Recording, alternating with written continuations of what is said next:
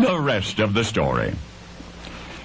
The Lone Eagle was an appropriate term for him, for often previous, pilots had crossed the Atlantic in pairs, but never before had such a flyer flown that great ocean alone. You think you know that story, but for the first time I want you to hear the rest of the story. High above any ocean of water is an equally awesome ocean of air, an invisible sea with its own currents, its own treachery. The Lone Eagle could not carry enough fuel to make the crossing without a friendly tailwind and buoyant thermals to keep him aloft. And conditions can change rapidly, diametrically, during such a journey. So it was against a backdrop of profound uncertainty that the all-American flyer took off into the gray dawn that morning. The Atlantic loomed before him like an endless carpet on the planet's floor. The horizon beckoned, the brave aviator followed.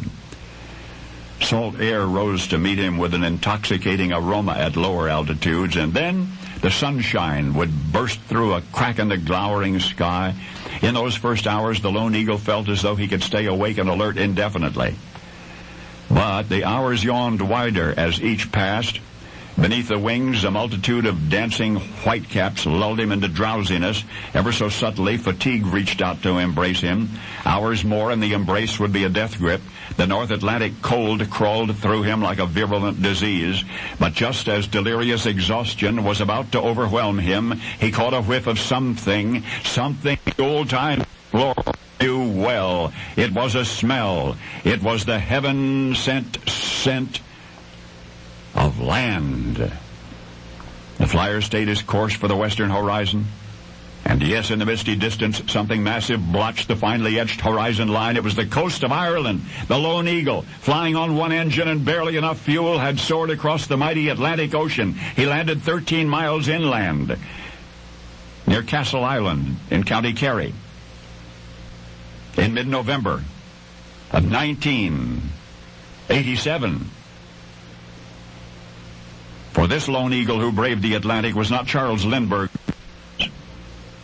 This flyer had not even intended to make the crossing. It was a mistake. He was lost. Well, he received a hero's welcome in Ireland anyway, and returned to the United States as soon as the shock of what he had done had worn off. For the fuel which had kept him going was whatever he had eaten before takeoff. And the single engine that fuel supplied was the flyer's own biological heart.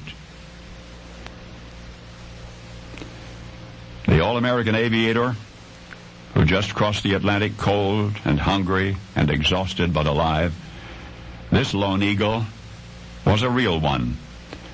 A 6-month-old American bald eagle. Now, the feathered symbol of the United States of America has always conjured mental pictures of impossible dreams come true. And this time, too. Now you know the rest of the story.